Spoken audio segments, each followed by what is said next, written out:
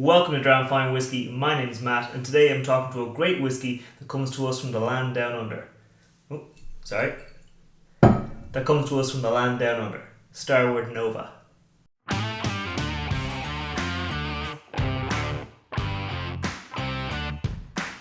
Now, I for one am very interested in this whiskey, because when I think Australia, I don't think whiskey. I think barbecue, I think sun, I think sand, I think great wines, I think great food, I think fun people. I usually don't think whiskey though. So I was really excited to get this into the glass and to try it out. Starward are a relatively new producer down in Australia, and for this whiskey they've really lent into their heritage in Australia for producing really great wines. In making this whiskey, Starward sourced barrels that were used to hold Pinot Noirs, Shirazes and Cabernet wines. They then aged a single malt whiskey for 3 years in these barrels to really impart nice round, rich red berries and kind of oak tannins and a bit of chocolate notes to it. And between getting the barrels just emptied of wine and then filling them with whiskey, Starward actually didn't do a lot to them. Some of the barrels were charred and some of the barrels were steamed, so you're not actually going to get a huge amount of toasted oak characteristics in here. In addition, Australian oak doesn't have those same kind of really intense, tannic, kind of dark chocolate oak notes you get in French oak. So it's going to be much more approachable, it's going to be much more easy to kind of get the notes and get the flavours out of this whiskey without being assaulted by the hard French oak, French tannic feeling. That said, Australia also has a really warm climate.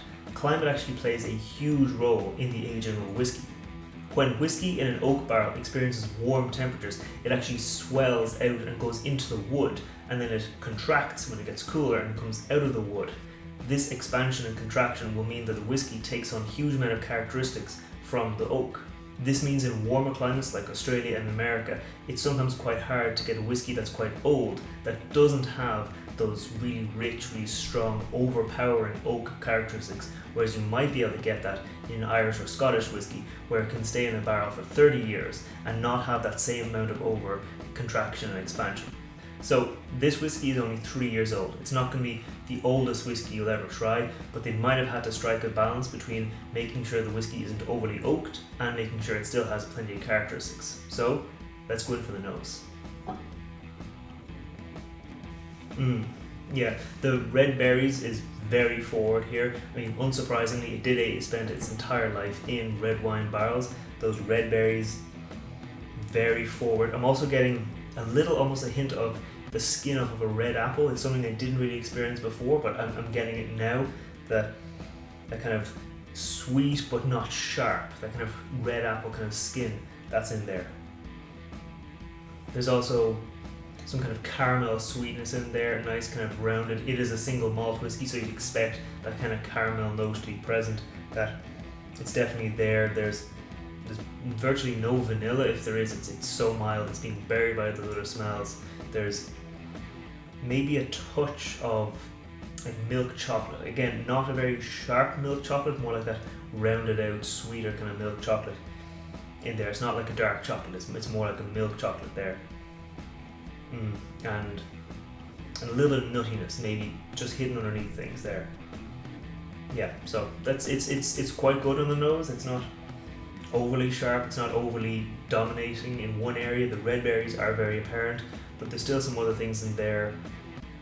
There's a bit of spice there, maybe a little kind of baking spices, not firmly cinnamon, not firmly clove, not firmly nutmeg, just kind of sitting in between them all, just kind of nicely rounded, nicely kind of balanced out. Yeah, so let's go in for the palate. On the palate, those baking spices from the nose, much more apparent, much more present there. There's a nice kind of spiciness on your tongue, a nice kind of balance there between that kind of malt and that spice. There's some amount of oak tannins in there, like I am getting a little bit of dryness in my mouth. It's not overly overpowering. As I said, not all the barrels were charred, some of them were only steamed, so you're not going to get a huge amount of oak tannins being drawn out into the whiskey. It's nice, it's not too sharp there on the oak tannin side. There's still those red berries very apparent. It's very much like red berry forward on the palate, so it's quite nice, it's quite enjoyable to drink. I'm not really getting much chocolate, but we'll go in again and see if I find something else. Okay, I'm still not really getting a lot of chocolate on the palate. It was more apparent in the nose. The palate is not a lot of chocolate there. It's actually almost a little sharp. Like I said, this whiskey is only 3 years old. When whiskey spends a lot of time in a barrel, it actually oxidizes slightly. So some of those more volatile, some of those more sharp components, they actually evaporate off over the course of a few years. So the longer a whiskey spends in a barrel, the more of those volatile components actually fade away and disappear, and you're left with more of those rounder, richer, smoother notes. But as I said, it's kind of hard in a hot climate to balance getting a whiskey fully oxidized and getting it so it's not overly oaked. So there's a bit of sharpness in here. It's not overpowering. It's not the dominant note. It's something that's just not 100% perfect in there. So let's talk about the finish. If you're not subscribed yet, now might be a great time to do it. I put out a new whiskey review every Wednesday and a new cocktail recipe every Friday. So if you're not subscribed yet, just scroll down, hit that thumbs up button, hit that subscribe button, and we'll see you again. Okay, on the finish, that sharpness does kind of fade away. It's only, I think, really present in the palate of this whiskey. Of the main notes in the whiskey, I think the first one to fade away is those red berry kind of note in there. That kind of fades away pretty quickly. It does leave you with that nice caramel sweetness, that little bit of nuttiness, those baking spices, they're very apparent there. There's a little bit of kind of oak tannins that makes an appearance there towards the end. That's definitely apparent. Maybe a little bit of milk chocolate kind of coming in, smoothing things out, rounding things out at the very end, but the main notes that kind of hang around, at least for me, in the finish of this whiskey are those kind of baking spices and that kind of slight little bit of oak tannins finishing through. I'm glad that sharpness has faded because it was a detraction in the palate. It was something that wasn't great in the palate, so I'm glad to see it didn't hang around in the finish. I think I actually misspoke earlier when I said this is a 3-year-old whiskey. It's a 2-year-old whiskey, so that might be adding to the fact that in the palate there is that sharpness because those volatile components haven't had a chance to get oxidized and to evaporate out of this whiskey. Hopefully in future, as Starward develop their cask portfolio, they get whiskies that are 5 or 6 or 7 years old. They might be able to introduce some of those single malts into this bottling and kind of round it out and maybe smooth out some of those sharper notes that I found in the palate. Yeah, overall I'd say this is actually a really nice little whiskey.